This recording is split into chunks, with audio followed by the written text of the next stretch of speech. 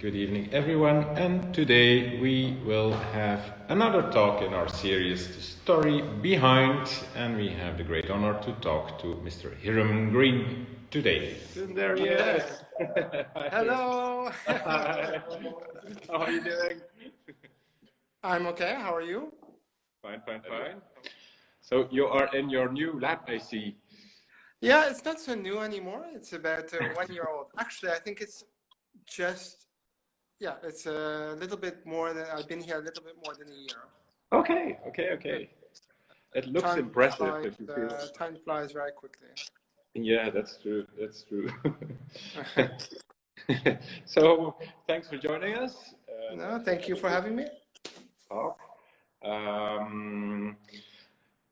Maybe let's start with you, Hiram. You are born in Canada, so you're originally from Canada, and then you moved to London, I think, and then finally you ended up in the beautiful city of Gouda, which is mostly famous for cheese, but you are doing all you can to make it also a famous perfume city in the Netherlands. That is correct, yeah. I still have a little bit of work more to do, but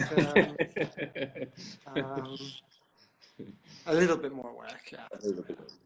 Slow but steady. And you launched the brand Hiram Green in 2013 already, I think. So it's already a couple of years ago. Yeah. In June, I think it'll be 8 years. Okay. I can't believe that, 8 years. Maybe only 7. Maybe only 7. Oh, whatever. Do you still remember what triggered you at that time to start creating your own perfumes? The easiest answer I have for people is I didn't really know what else to do. Okay. Which, I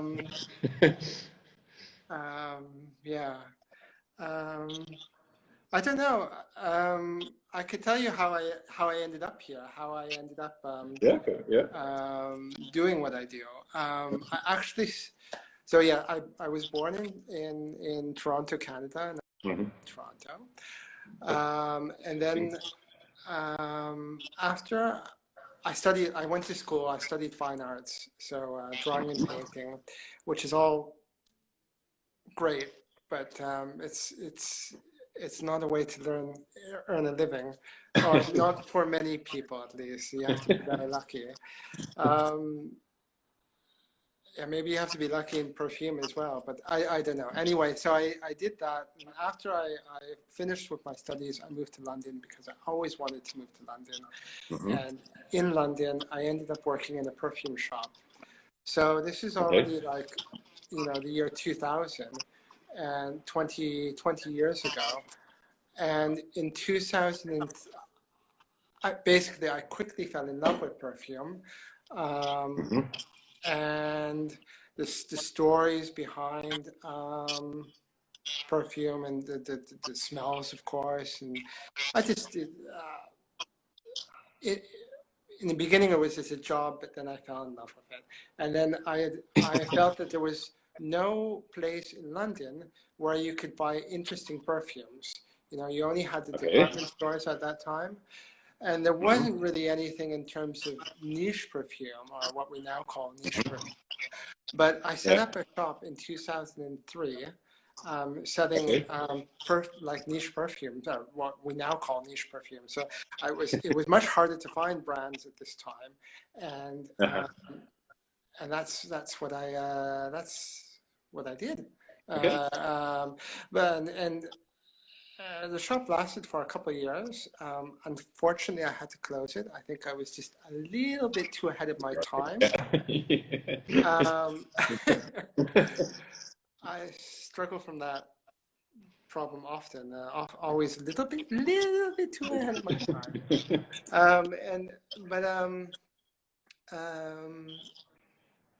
I moved to Gouda, and I needed to start all over again.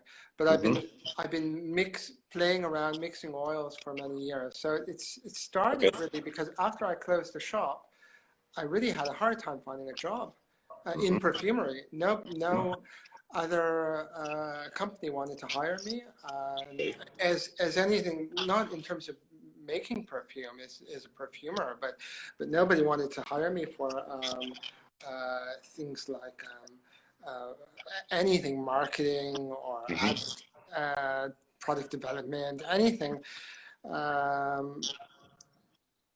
And then I went again to the companies and I said, okay, well, maybe I can be an apprentice. Maybe I can learn how to become a perfumer. And that didn't work either.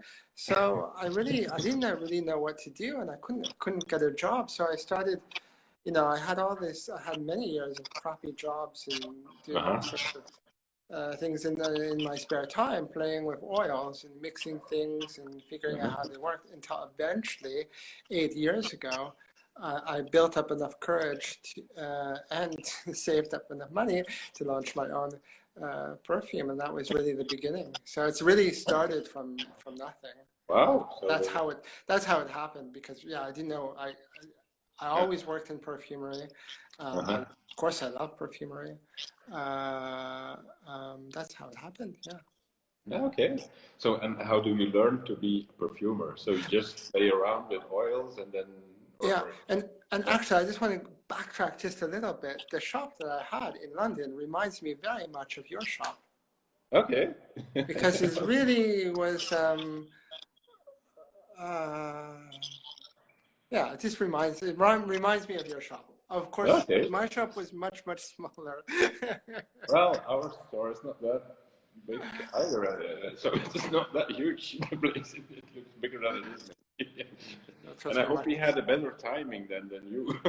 Yeah, you had. Well, I don't know about better timing with this. Although just before the whole pandemic kicked off. So anyway, and was it clear from the start that you wanted to create natural perfumes? Because that's also something that you are very. I guess it was a combination of two things. As much as I love perfume, I found that wearing a lot of perfumes gave me headaches, and I'm very sensitive to perfume. So I really like the smells, but once I put them on my skins, my head turns. Not with all perfumes, but I found that particularly with the natural perfumes, with anything entirely natural based, I never had a problem. So. And I felt that there was a market for natural perfume. There's natural cosmetics, skincare products. Yeah. These same people would love some natural perfume as well. No? And so that was, that was what was going on in my mind. And then, of course, there was the financial side. When I'm buying all my little oils, where do I go to buy them from? Well, just to play around with it, they came from essential oils and health food stores. So I was just buying what I could. And at the time, of course, I didn't really know. I knew a lot about perfume from selling perfume, but I didn't really know anything about how to make perfume. So I didn't realize that this was really an unusual approach. Excuse me. So that was it was a bit financial, but it was also because that was what I wanted as well. Okay, great. So all the things that are behind you are all. These are all the oils that I work with. Okay, so that's I'm always getting more samples of things to try out, and that's the nice thing about nowadays is there's so much interest in natural materials that there seems to be more and more available. Different ways of distillation, of distilling oils, new oils that weren't thought of for perfumery in the past. Of course, at the same time, we're losing quite a lot of oils due to over production, like over harvesting, things like salad and so on. But there's quite a variety of things to choose from. Okay, because I would imagine that if you decide to only make natural perfumes, that in a way you limit your palette because there are a lot of components that you can't use. But on the other hand, also in natural perfumery, there are new elements. Yeah, I mean, there's. I mean, don't get me wrong. I struggle all the time when I make a new perfume, and I struggle to find a way to make it smell special, to use new ingredients, to make it fix and last longer. I find particularly. See, I'm not really the best person to ask, but I find particularly with the natural oils that there's no one trick for everything. I can't just, put a synthetic musk in and it'll just do wonderful things. Maybe, see, the thing is, now I have so many years of experience only working with natural materials that I don't really know what's possible with synthetics. So maybe some perfumers listening to this go, well, it's not like that for me either. So I guess it just depends, right? Okay. No. It's always I'm always learning new things, and that's what I find interesting. Yeah. Okay. So I think the very first perfume that you created was the Moon Bloom, I think. Okay. First perfume you launched? Which was the first perfume I launched? Was it Moon Bloom? Moon Bloom, yeah. Yeah. Okay. So that's this one. Use a little bit of it. Yeah. You already used some. Yeah. So, but you can still see the wonderful color. And all the perfumes have wonderful colors. I know. People ask me. Is that, how people ask me all the time is what the colors of my perfume, and do I use color? Do I use colorants? Yes. And the answer is no. I'm just really lucky that each material that I try to make each perfume smell different. So they're all made with a different combination of ingredients, different base notes, different middle notes, and top notes. And I'm just lucky that each one so far looks totally different. Does have a nice color. Yeah. Yeah. It never happened that, for instance, you wanted to create a green perfume and it turned out brown or something. Yeah, no, it's just how it happens. Yeah. Okay. And I think the first one was already a very clear, if you just smell it, a very clear proof of what your ambition was, to create natural perfumes that are very powerful and long-lasting. And I think Moon Bloom is a perfect example of that, because it's a really opulent perfume. It's really, it's just wonderful. It's when I started, and then after I started telling some people I knew in the perfume world that I was gonna make perfumes, and I was gonna make perfume with only natural ingredients. Well, of course, this is 15 years ago, people told me, well, it's not possible. It's just not possible to create something that with only natural materials that smells complicated or smells like fall, like a perfume. That's not so either one-dimensional or muddy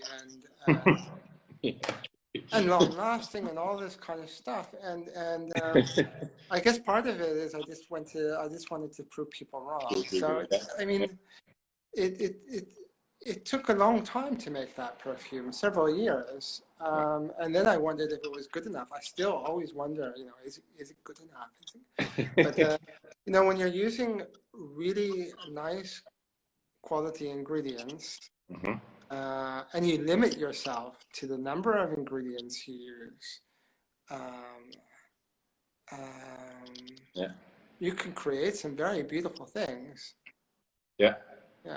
So I don't want to. I shouldn't give away all my secrets, of course, but that's just it in a nutshell. I'm using really nice, really good quality ingredients. Tuberose on its own is so complicated, so full, and so rich. What do you need to? You just need to accent it with a couple other ingredients, and then you have a full perfume. It's a bit like cooking, really. Just think of it in the same way. You know, you have your turkey, and then you put a bunch of spices on top, and a little bit of salt and pepper, and you're fine. Sounds easy. It sounds easier than it is, probably. but it is kind of your signature that you try to make perfumes that don't have too many ingredients. It's more like a less is more approach, I would say. Is that correct, or is it? Yeah, I guess that's my philosophy when I start making the perfume. Less is more, but that's not my objective for the end smeller. I don't. Although I like very clean and simple perfumes, one of the characteristics of natural oils is that they tend to be quite complex. Yeah. So you can create a very complex and full-bodied perfume using a very limited palette. Yeah. Okay. Yeah. If that makes any sense. Okay. I believe you. Yeah. And but also very typical, I think, is that you create a perfume, and you, like you say, with the cooking you have the turkey. There's also always one major element or ingredient that you really put to honor in the perfume, and then add little things around it to make it really almost visual, I would say, because I have the impression that every one of your perfumes, if it's like the lustre, the rose, or the moon bloom, the tuberose, that it's like a visualization of the entire flower. Well, not only the flower, but also the stem and the leaves and the soil. So it's very visual and very natural. Yeah, well, it is natural, of course, but yeah. It's just building it up. I mean, it's like cooking or like painting, you know.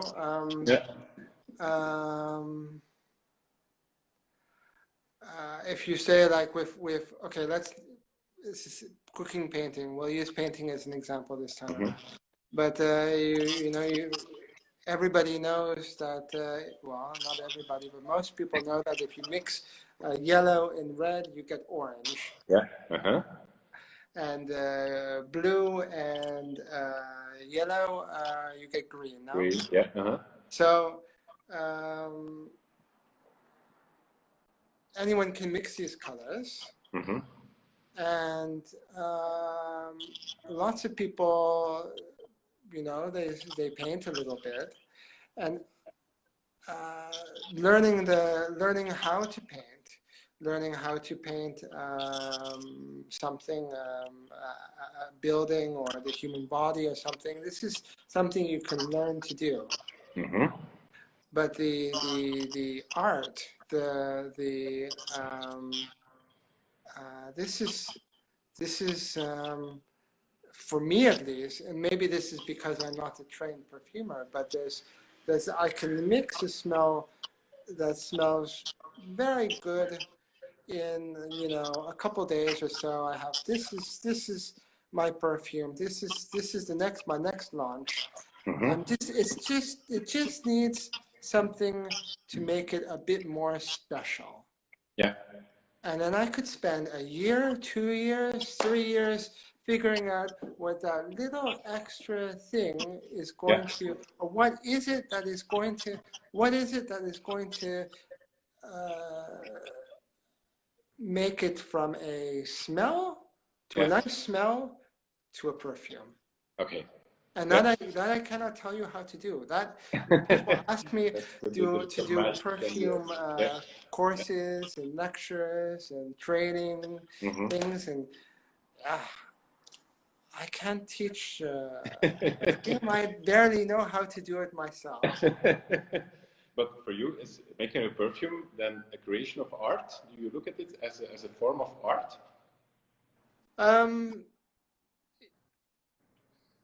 Yes, I look at the creation. I have to separate it, and it's very difficult when you do everything yourself. Yeah. But I have to, I view the creation process is totally a creative process. So, and then there is another side, you know, there is a business side to it. Yeah, of course. There is, and so I struggle to say that perfume is an art form. There's a creative process for making it, and that is there's most of that can be learned. There's a little sprinkling on the top that is what gives it my character, and what is, that's what makes it special, and that's the art in it. But then once you go ahead and sell it, I don't know. Then I think it's more of a an applied art, you know. That's just my. It's still beautiful. It's still. You know, just like a furniture maker can make a really nice cabinet. It can be really a work of art, but at this, like design or be handcrafted. But at the end, it's still just an applied art. It's not a fine art. And I think there's, once you start selling things as a product, well, you know, whatever it is, it's hard for me. It's hard to really call it. It is an art, but it's not necessarily a fine art. Okay, I got it. Yeah. As you just said, you do everything by yourself. Yeah. So that's not only the creative process of creating the perfume, but really making it afterwards, filling the bottles, filling the boxes, shipping everything out. So you're really a one-man business. 1.5, you could say. Recently, I have an assistant who helps me pack orders. So, but I mean, I make all the perfume. I fill all the bottles and put them in the box and everything. So it's not like I create the formula and it goes to a production house to be made. I buy all the ingredients myself. I mix them all here. Bottle them, and then on top of all that, I also have to do all the bookkeeping. And that's the whole business side of it. That takes a lot of time that I really don't enjoy. But important. You know, there are some really nice things about I'm a very hands-on person. I like to work with my hands. So I really like the process of filling the bottles and making everything. I think a lot of perfumers would be, I don't want to touch that. But for me, I think that's probably one of the last things that I would give up. Okay. The first thing that I would give up is the bookkeeping. So it's volunteering. Well, there are a lot of people watching us, so if there are maybe there's a candidate amongst them. So, and are you very structured? Like, could you explain us what a typical day in the life of Hiram Green looks like? Is it every day completely different? Yeah, every day can be different. Every day can be different. You know, it's a lot of time. It takes a lot of time to do everything. So you know, sometimes I'm very busy, and then sometimes, you know, with the COVID now, it's really, you never really know. But you know, I look after my own Instagram account. I respond to customer emails myself. And then I love that, you know. And I also have to talk to all the lovely people in the shops like you and see how it's going from time to time. So this is then I have to do my bookkeeping and then shipping. Yeah. Shipping is really a difficult, I'm lucky that I have voucher now to my colleague to pack all the orders for me. He comes in a couple Yeah. hours every morning. But Yeah. shipping perfume is really complicated and costs a lot of money. Yeah. Exactly. Yeah. Because of the alcohol content in perfume, it's classified as a Yeah. dangerous goods. So shipping Yeah. Exactly. shipping within your country within Belgium is easier. Shipping within the Netherlands is easier because it all goes by road. But the moment you want to ship something by air, it's Yeah. very Mhm. tricky and not always possible. Yeah. Yeah. And Exactly. then you just Same have to deal with experience. shipping companies losing your products and Yeah. your orders and your customers not being happy and Yeah. and you not being happy either. And so I'd like to paint you a picture of me in front of this wall playing with oils all day long. Just being in my own little world, and unfortunately, that's not the way it always goes.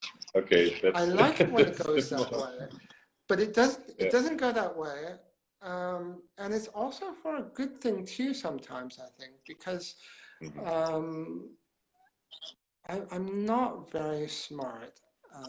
And I think my brain, once I mix an oil, mix a combination together, the oils need to rest, and you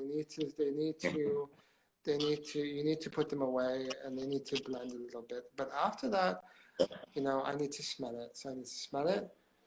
I need to think about it and take my time and do something else. So I can smell it. I can do something else at the same time. So I'm trying to do a bit of multitasking. Yeah. Okay. We just have a viewer saying that she's very happy that you shipped to Canada, so it's worth it to ship there. Yeah. Very happy with it.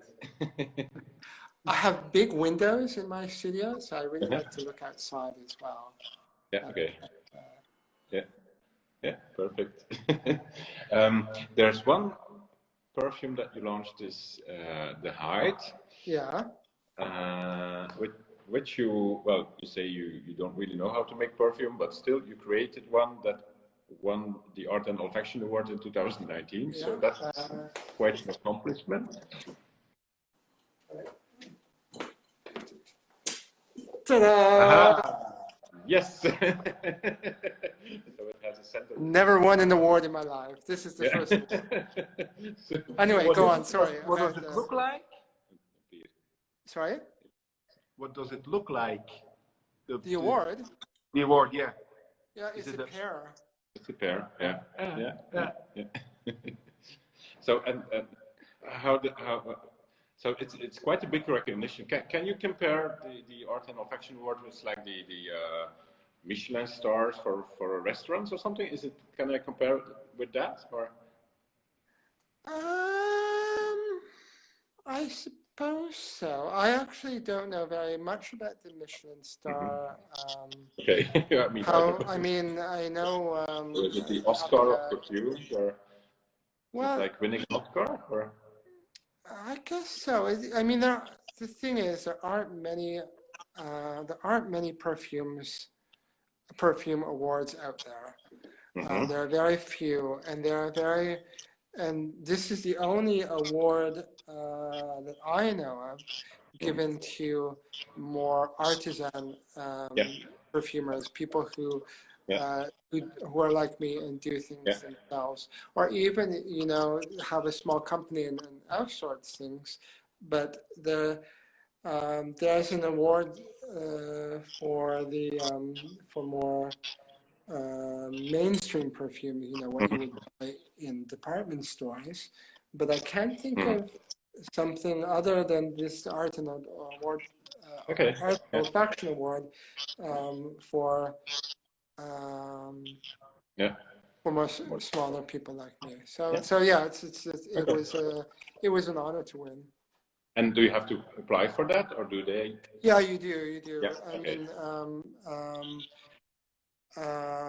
and I haven't applied every year as well. Mhm.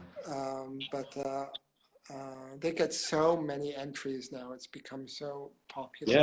Yeah, of course. Um, There are more and more brands. yeah, more and more brands, more and more perfumes every year. Yeah. It's in a way it's ridiculous, but Mhm. on the other side, it's really nice. Yeah, it's interesting to see the market Mhm. change as well over the years from say 15 years ago to now. Yeah.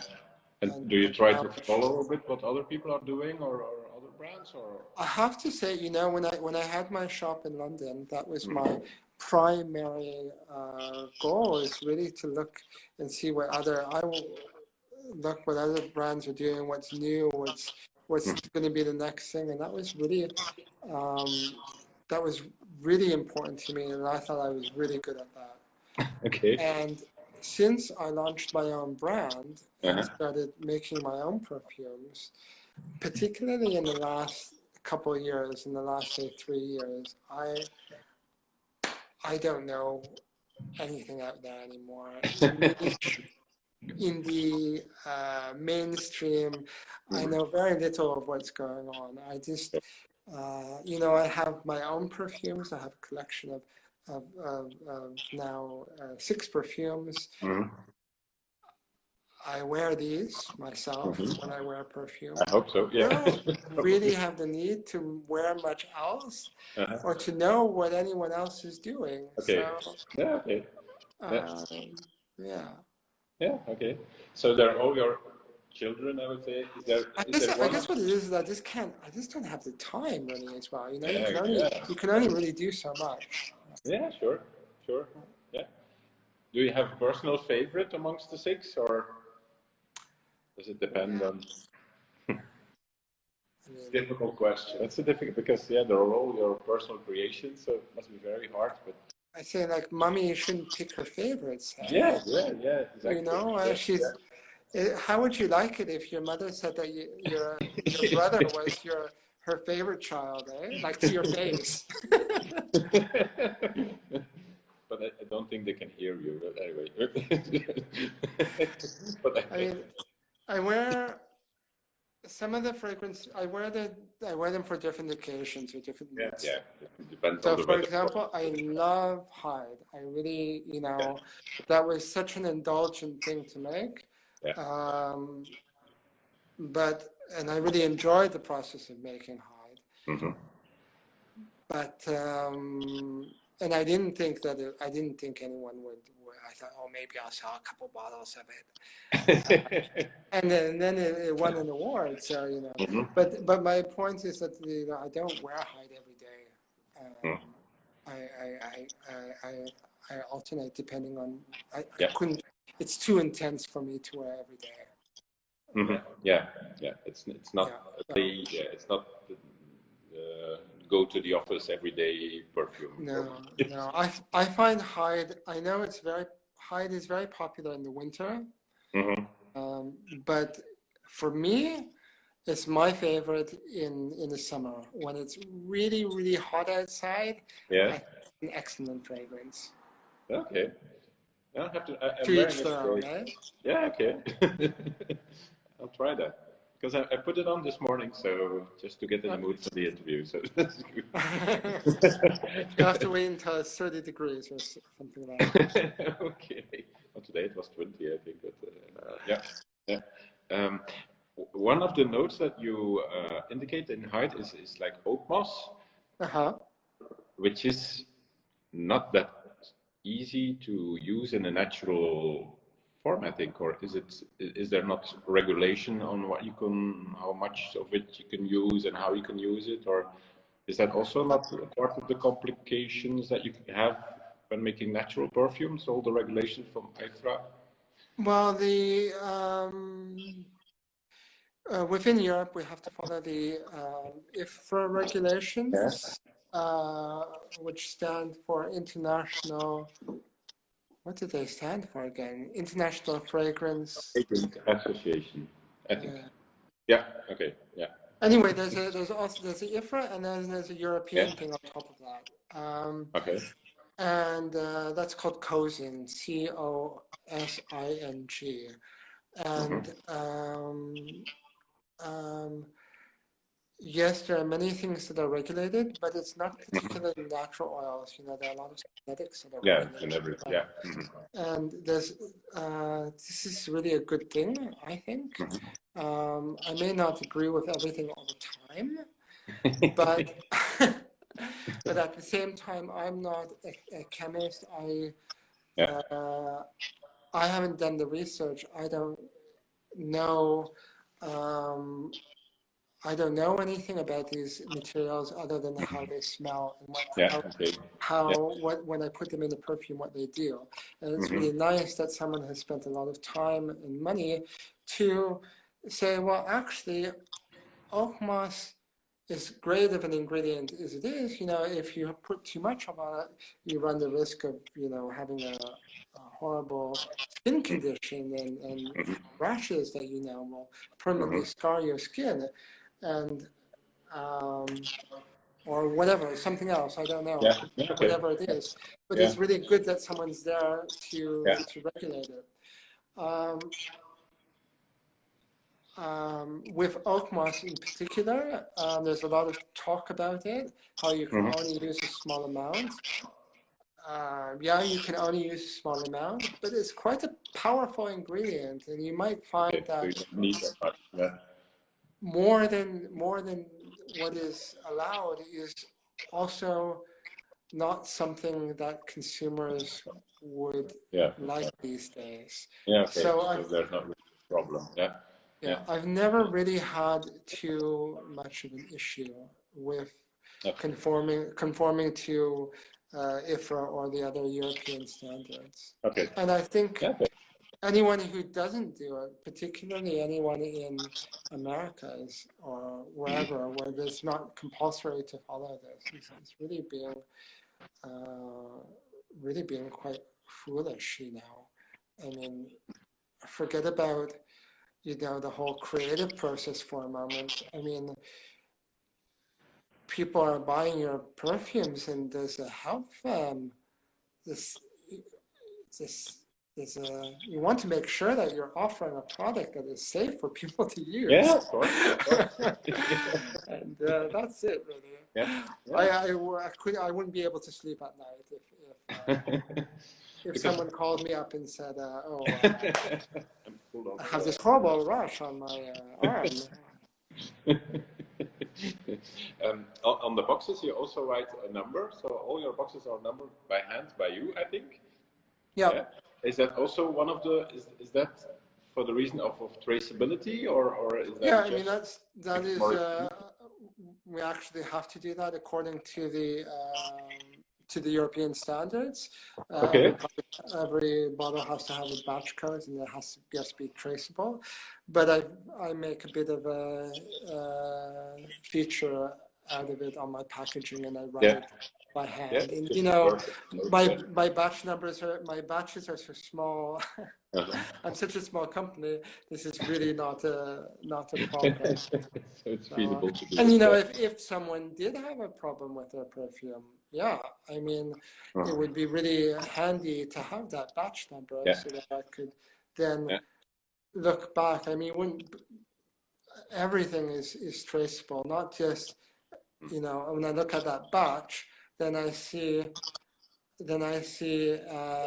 all the ingredients that were purchased and everything that each ingredient that I buy has a batch number, so I can then trace that batch number back to the source. So it's everyone has to be everything has to be traceable. Yeah. Okay. Yeah. These are like the paperwork things that I was telling you about. Yeah, I see. A bit boring, but have to be done.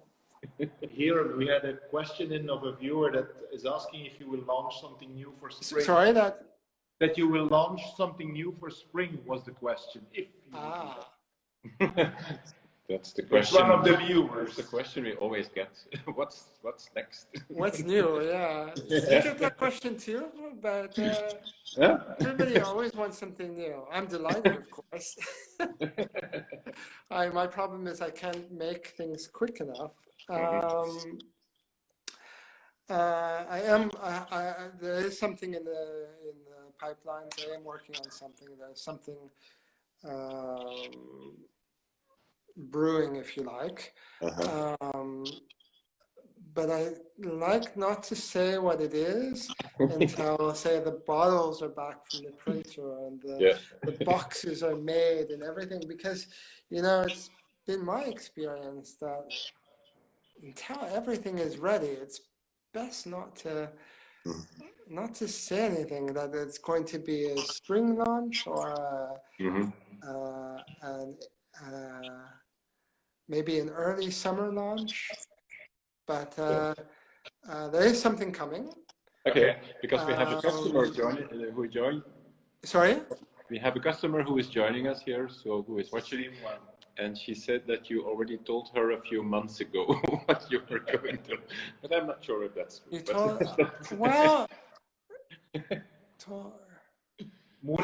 but did I tell you that I didn't tell you what it is, and I'm still not going to tell you what it is. I can't give, and it's still a couple months. You know, things take time, eh? It's also because before I bottle the perfume, it sits here for 3 months. Yeah, to macerate. So,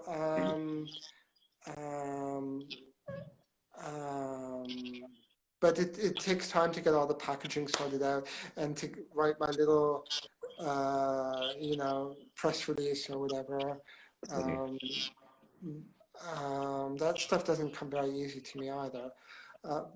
But I can give you a hint if anyone out there would like a hint.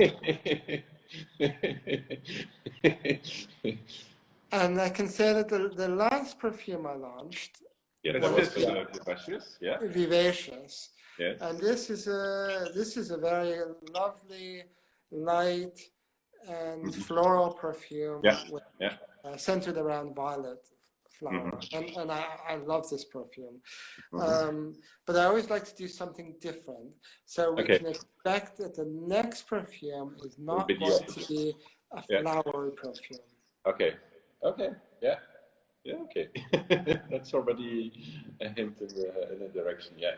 Yeah, because this is indeed the most recent one. Is the Vivacious. How do you pronounce it? Vivacious. Vivacious. Yeah. Vivacious. Yeah. Okay. I was saying Vivacious, but now I'm mistaken. Yeah.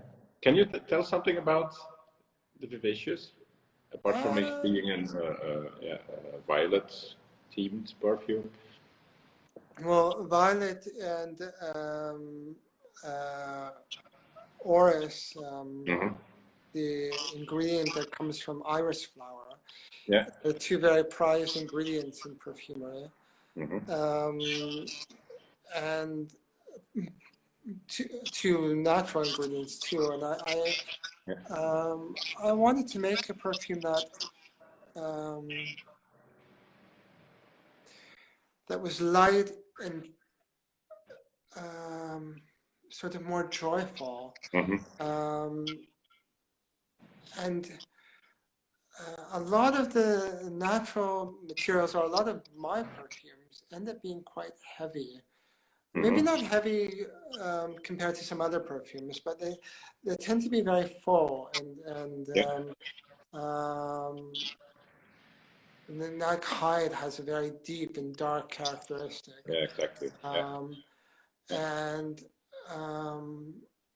Arboree is very full with sort of warmth and wood smells. Vivacious, I really wanted to make this sort of sparkle, this kind of lightness. And that's very difficult to achieve with the natural oils. So to do this, but then also to have a bit of, also to have the same lasting quality, longevity of all my other perfumes. but to be a bit lighter. So that was my mindset when I created when I set out to create the perfume. Okay. Yeah. You have a lot of ingredients behind you, a lot of oils. What are some of the most expensive oils that you can use? Orris would be one of the most expensive. Okay. This is the root from iris. So they take the bulb, if you like. It's like a tulip bulb, but it's an iris bulb. Yeah. And after the flower has flowered, then what happens is they age these. They take these bulbs out of the earth. They age them for 3 years, so they become very hard. Wow. Okay. And then after that, they press an oil out of it. So you can imagine that you don't really get very much oil from one of these things, and so it's a very time-consuming process. It takes a lot of these bulbs to make something, and therefore it's really quite expensive. Yeah, expensive. Yeah, okay. It can be like 25,000 euros per kilo or something like that. I don't know the cost off the top of my head, but we're talking about at least 25,000 euros per kilo. I mean, that's something very different from, say, lavender oil, which costs, say, 150 euros a kilo or something like that. So there's an enormous price difference in price between some of the oils. So when people say that natural oils are very expensive, that is not necessarily the case. Depends often on. They can be much cheaper, but certainly there are some oils that are very expensive, particularly the flower oils, because you need so many flowers to get a tiny bit of oil and grown into. They need a lot of care when they're growing and how they're picked and everything. And my perfumes smell special, in part because I use a lot of these floral absolutes. I use a lot of high concentrations of these rose, jasmine, tuberose, and that's part of what gives my perfumes the richness and character. Even if you don't smell them per se, and hide, there's an enormous amount of flowers in there, and that gives it that body and that depth.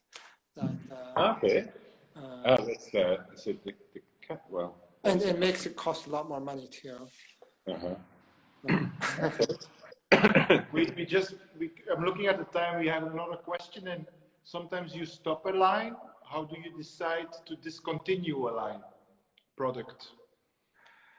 I've discontinued a couple products.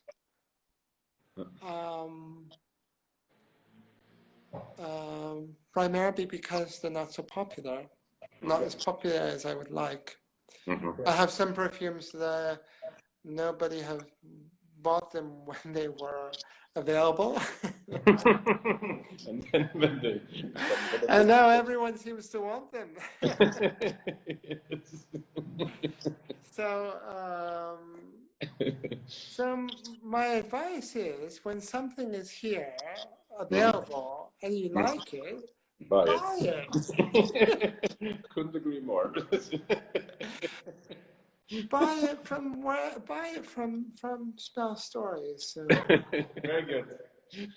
Because I mean, they were great perfumes. I love them, but and that's the thing.